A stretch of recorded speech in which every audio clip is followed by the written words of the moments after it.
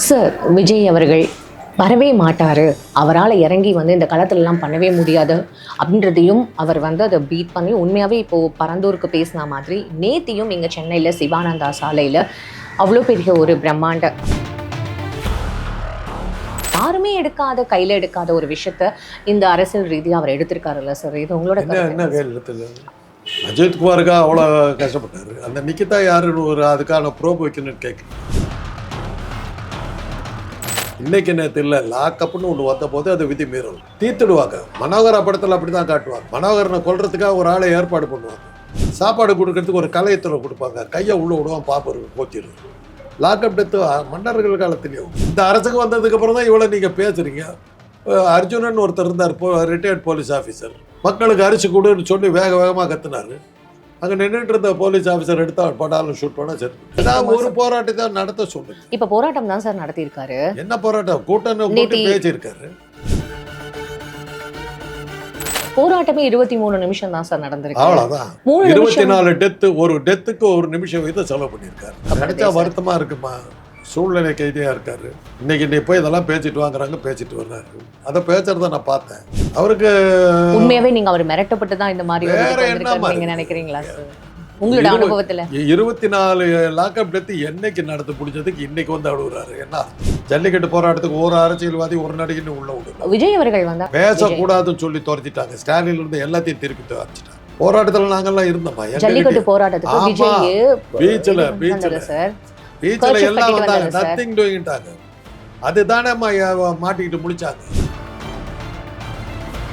அஜித்குமாருக்கு ஏன் காசு கொடுத்தேன்னு அந்த சங்கிகள் ஆங்கிளில் பேசுறாரு, நிக்கிதா ஆங்கிளில் பேசுறாரு. விஜய் அவர்கள் அடுத்த கட்ட ஒரு நடவடிக்கையா என்ன மாதிரி எடுத்தா அவரால் இந்த களத்துல வந்து நிற்க முடியும் அப்படின்றது உங்களோட எனக்கு தேவையில்லைமா. நான் அந்த கட்சியை நடத்துறேன். இவர் கோடிக்கணக்கில் சம்பாதிப்பார். நான் வந்து ஆலோசனை கொடுத்துட்டு இருக்கிறத நான் அண்ணாட கட்சியை எங்கேயோ உட்காந்துக்கிட்டு இருப்பேன். இவங்கெல்லாம் மேலே போயிட்டு இருப்பாங்களா? அதே கைதி அவரால் ஒன்றும் பண்ண முடியாது. சொல்கிறத கேட்டாகணும். இன்றைக்கி அவருடைய நிலைமை அதுதான். அவருடைய ரசிகர்களுக்கு நான் சொல்கிறேன், பாவையா அவர் காப்பாற்றுங்க. 2 பேர் அந்த மாதிரி தமிழ்நாடு அரசியல். சரி, அப்போ 2026 விஜய் ஓட்டு.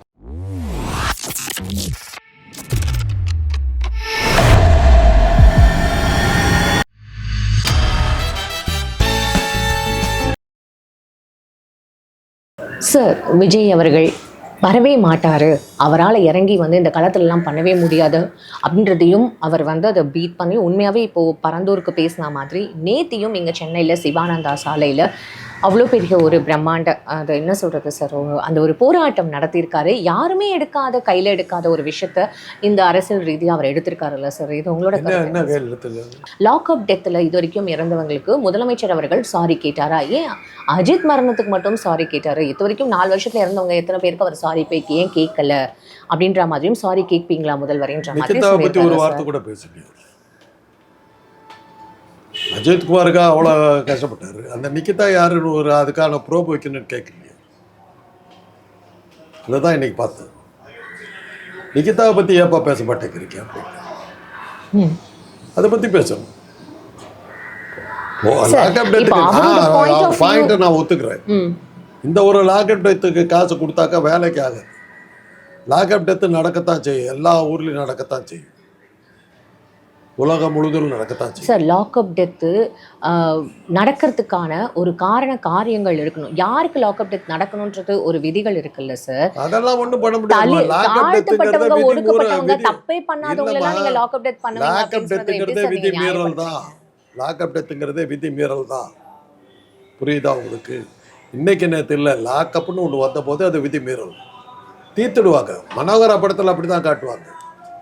மனோகரனை கொல்றதுக்காக ஒரு ஆளை ஏற்பாடு பண்ணுவாங்க.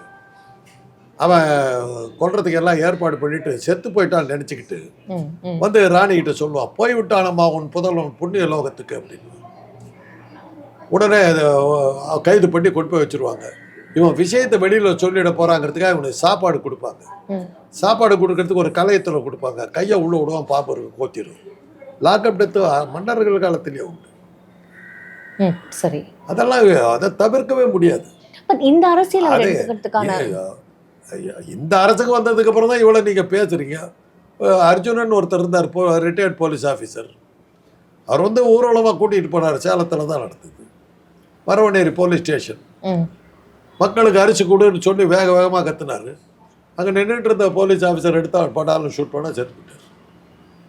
முடிஞ்சு போச்சு.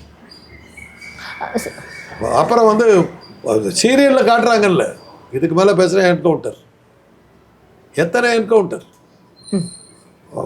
பண்ணையார் இது வீட்டுக்குள்ளே இருந்து வெளியில் வந்து ஒரு ஷூட் பண்ணி கொண்டு விட்டாங்க. அப்போ இவர் பிறக்கல சார். இப்போ விஜய் அவர்கள், ஆனால் என்னுடைய ஒரு பாயிண்ட் விஜய்க்கு ஆதரவாக பேசுறது என்னன்னா, லாக்அப் டெத்தில் இறந்ததுக்கு இவங்க வந்து காசு கொடுத்ததை நான் ஏற்றுக்க முடியாது. நாளைக்கு போலீஸுக்கு என்ன மரியாதை இருக்குது? எந்த விஷயத்தை கண்டுபிடிக்க முடியும்?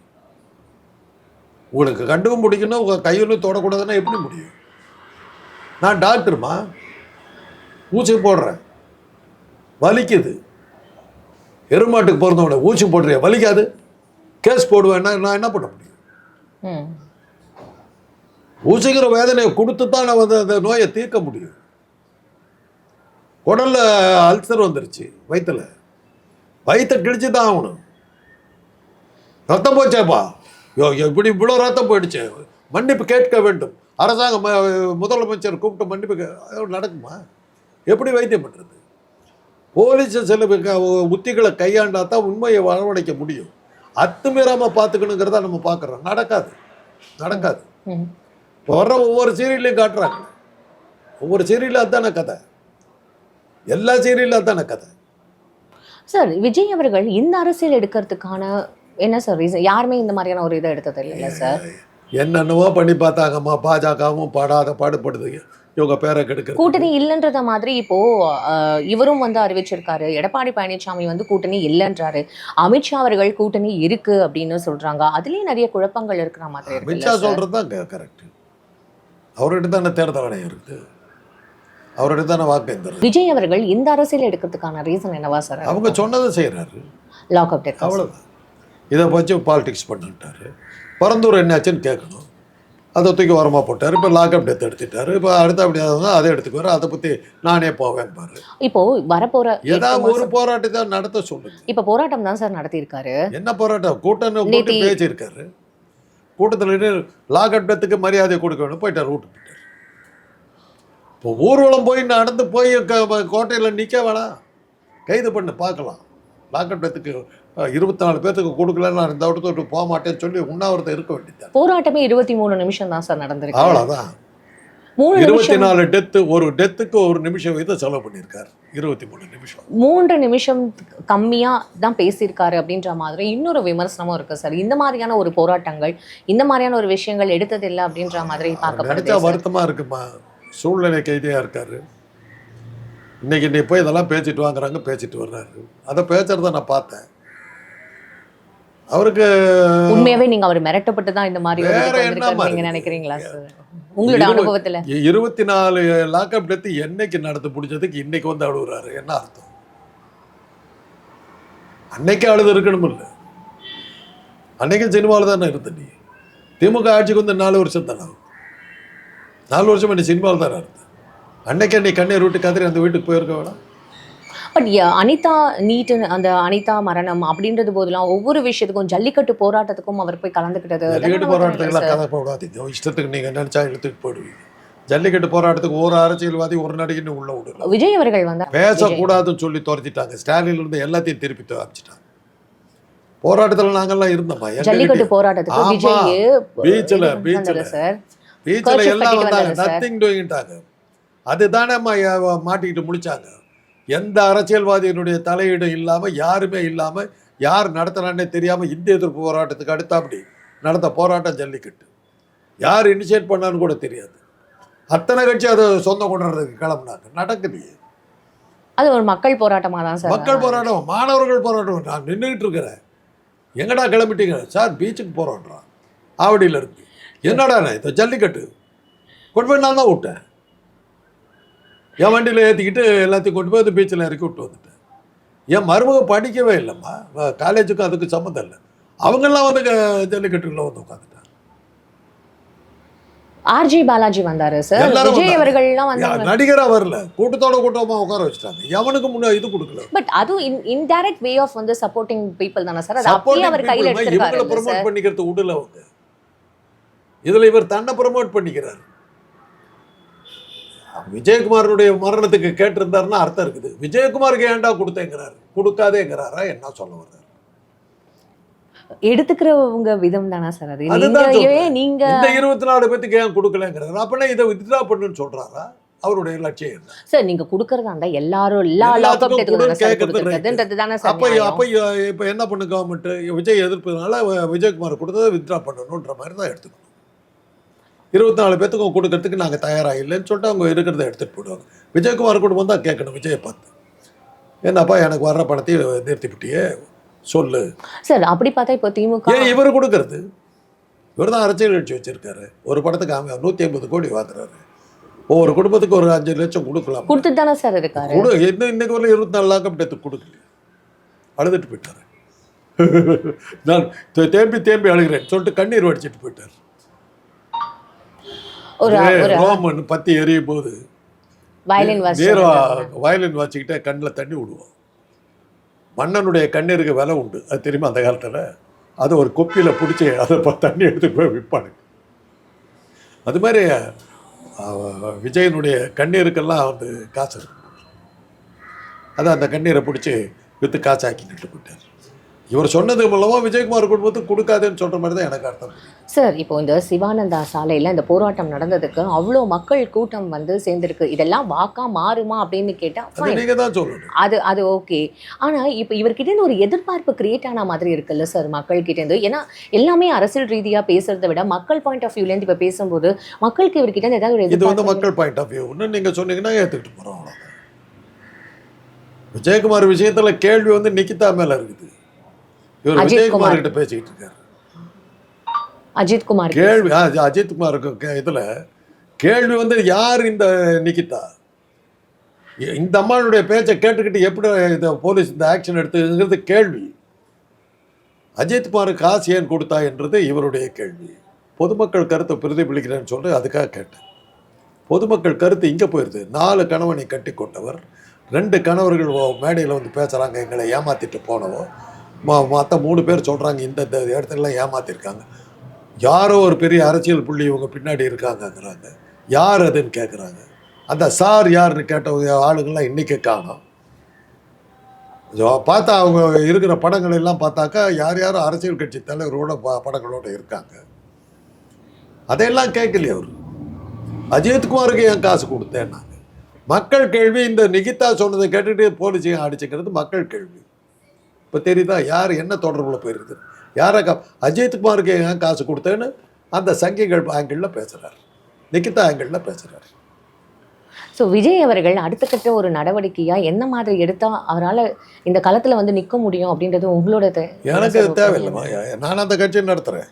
இவர் கோடிக்கணக்கில் சம்பாதிப்பார், நான் வந்து ஆலோசனை கொடுத்துட்டு இருக்கிறதா? நான் அண்ணாட கட்சியை இங்கே உட்காந்துக்கிட்டு இருப்பேன், இவங்கெல்லாம் மேலே மேலே போயிட்டுருப்பாங்களா?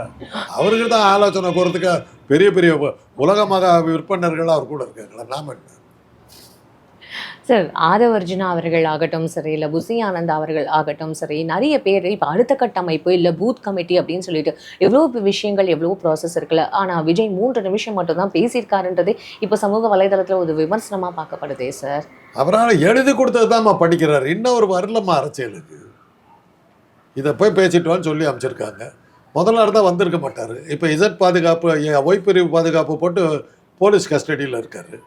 அப்புறம் அவருடைய கருப்பு பணமெல்லாம் எங்கே இருக்குதுன்னு தெரிஞ்சுக்கிறதுக்கு அருண்கிற ஒருத்தர் வந்து கட்சியில் சேர்த்திட்டாங்க. என்ஃபோர்ஸ்மெண்ட் ஐஆர்எஸ் அவர் ரிட்டையர்ட் டைரக்டர். அவர் பணமெல்லாம் எங்கே இருந்து காட்டி கொடுக்குற ஜாகிரதைன்னு மிரட்டுறாரு. என்ன பண்ணுவார்? ஒரு பக்கம் அமித்ஷாவுக்கு உடனடியாக போகுது. எவ்வளோ சொல்லி விஜய் கேட்க மாட்டேங்கிறாரு. அந்த ஒய் பிரிவு போலீஸ் ஆஃபீஸரும் இன்ஃபார்ம் பண்ணிக்கிட்டே இருக்காரு. என்ன பண்ணுவார்? பணைய கைதி. அப்ப அவர் எதுவுமே பேசாம பணைய கைதி. அவர் அமைதியா இருந்துக்காரு. பணைய கைதி. அவரால் ஒன்றும் பண்ண முடியாது. சொல்றதை கேட்டாகணும். இன்னைக்கு அவருடைய நிலைமை அதுதான்.